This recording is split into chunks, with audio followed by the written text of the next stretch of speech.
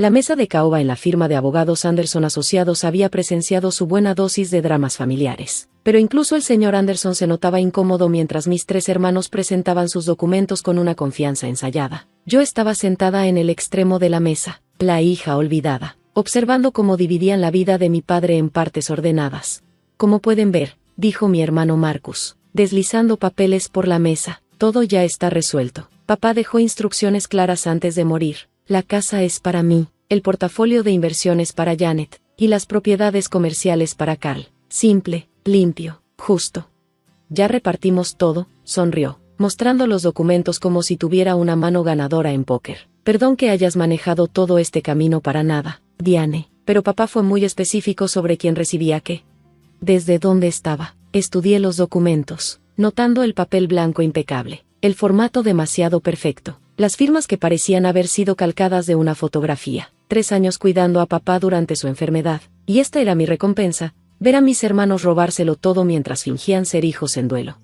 Qué curioso, dije, metiendo la mano en mi bolsa, la misma bolsa de piel desgastada que llevé a cada cita médica, cada sesión de quimioterapia, cada noche sin dormir junto a su cama, porque tengo algo aquí que cuenta otra historia. Janet soltó una risa seca, la misma que recordaba desde la infancia, cuando me culpaba de cosas que ella rompía. ¿Qué? ¿Falsificaste un post-it que dice, dale todo a Diane? Por favor. Nosotros tenemos el testamento oficial, notariado y con testigos.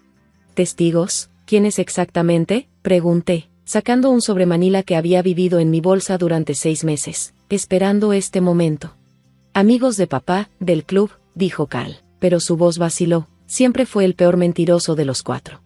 Me levanté lentamente y caminé hacia el lado del escritorio donde estaba el señor Anderson. ¿Puedo?, pregunté, señalando los documentos que ellos habían entregado. Él asintió, sintiendo claramente que algo había cambiado en la atmósfera. Levanté su testamento hacia la luz y lo puse junto a los documentos que traía yo. Interesante. La firma real de papá se ve diferente, señalé la forma temblorosa pero distintiva en que él firmaba, la R elaborada de Robert. La forma en que siempre subrayaba 2 veces su apellido. Esta firma en su documento es perfecta, demasiado perfecta para un hombre con Parkinson. Puede que haya tenido un buen día, empezó Marcus. También es curioso, continué, que ese testamento esté fechado el 15 de marzo, el mismo día que papá estaba en cirugía de hígado. Yo estaba ahí, le sostuve la mano antes de entrar a quirófano a las 6 de la mañana, esperé en esa horrible silla amarilla 8 horas, dormí en su cuarto 3 días seguidos. El silencio en la sala se volvió espeso. El señor Anderson se inclinó hacia adelante, ajustando sus lentes. Pero lo más interesante, saqué mi celular. Gerald Hoffman y Patrick Stewart, los supuestos testigos, murieron en 2019 y 2021 respectivamente. Bastante impresionante que hayan podido presenciar un testamento en 2024. La cara de Janet se puso pálida. Eso, debe ser gente diferente con los mismos nombres. ¿Del mismo club de campo? ¿Con los mismos números de miembro que tan amablemente incluyeron en la notaría? Sonreí, sin una gota de calidez. No, Janet, nunca fuiste buena para investigar. Por eso siempre me copiabas los ensayos en la prepa.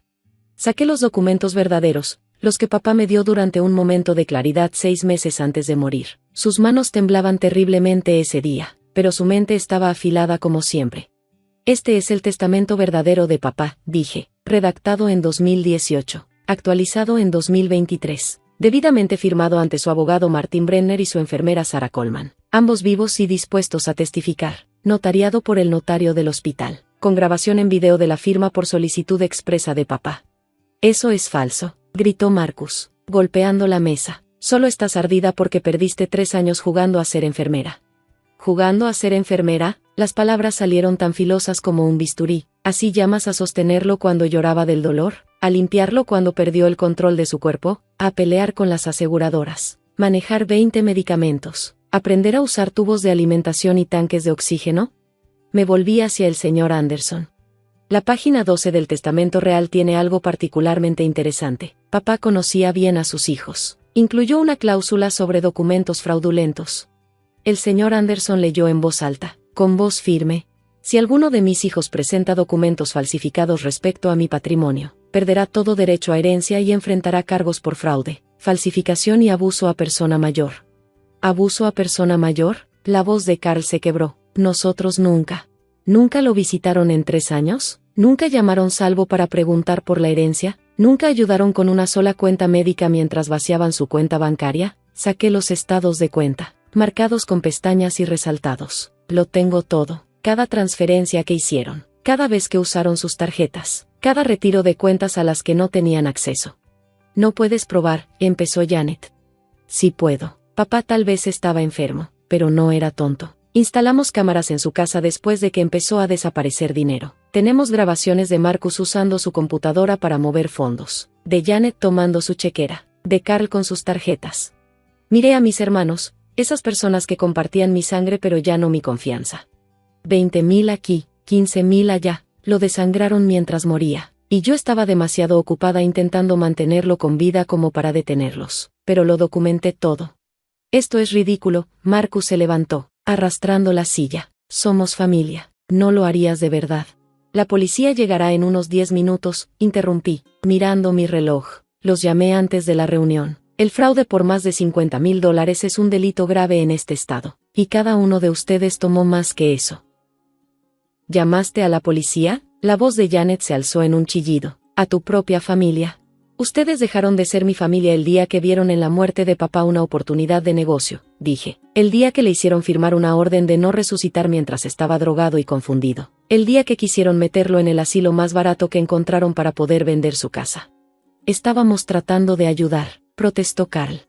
Sí, de ayudarse a ustedes mismos con su dinero. No es lo mismo, respondí mientras recogía con cuidado mis documentos. Señor Anderson, el testamento real lo nombra a usted como albacea. ¿Confía en que podrá distribuir la herencia conforme a los verdaderos deseos de papá? El abogado, ya mayor, asintió lentamente. Tendré que verificar estos documentos, por supuesto, pero parecen estar en orden. ¿Y estas acusaciones de fraude? Están respaldadas con pruebas, lo aseguré, registros bancarios, grabaciones de video, documentos falsificados, todo está en la carpeta. Un golpe en la puerta nos interrumpió, 2 oficiales uniformados entraron. Y la presencia de la ley hizo que, de pronto, todo se volviera brutalmente real para mis hermanos. ¿Recibimos una llamada por sospecha de fraude y falsificación?, preguntó el oficial de más edad. Señalé el testamento falso sobre la mesa. Ese documento es falso. Estos 3 lo presentaron como si fuera el testamento de mi padre, pero los testigos están muertos, y la firma fue falsificada. También hay abuso financiero hacia un adulto mayor.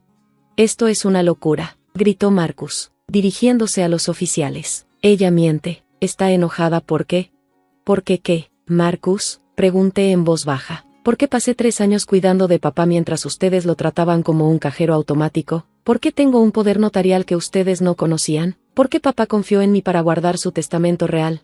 Los oficiales comenzaron a tomar declaraciones, revisando documentos. La fachada segura de mis hermanos se desmoronó al darse cuenta de la magnitud de su error. Estaban tan convencidos de que yo era la débil, la sumisa, la que aceptaría las obras sin chistar.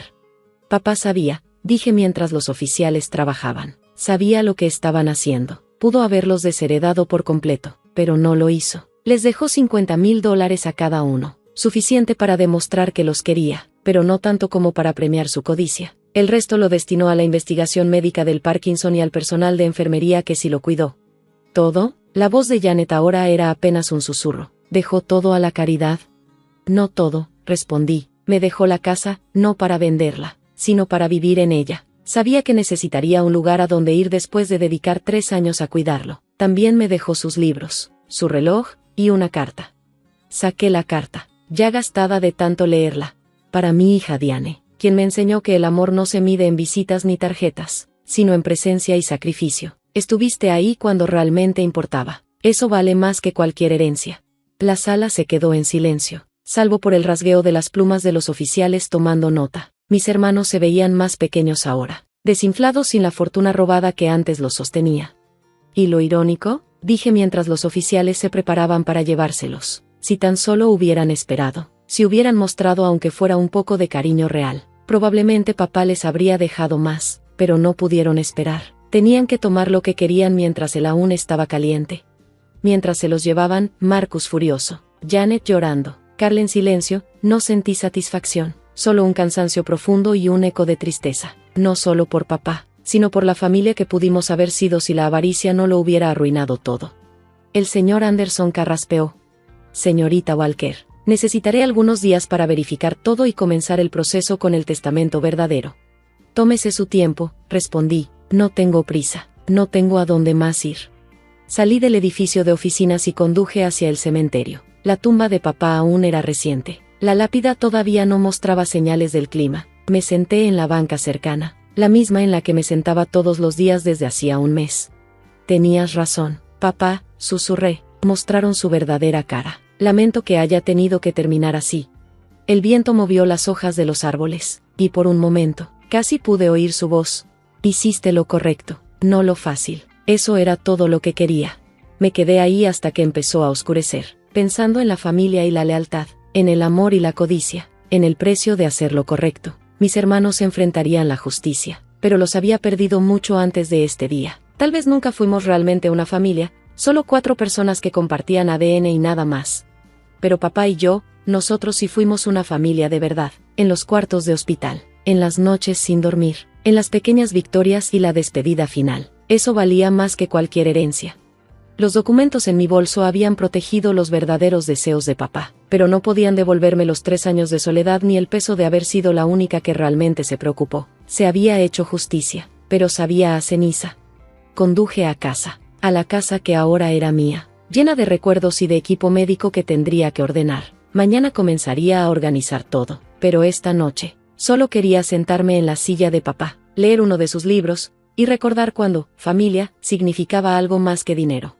La policía se llevó a mis hermanos, pero la verdad es que ya los había perdido mucho antes. El verdadero crimen no fue el testamento falso, fue traicionar a un padre que les habría dado todo, si tan solo lo hubieran amado un poco.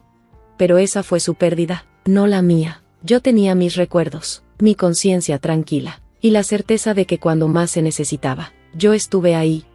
Y a veces, esa es toda la herencia que necesitas.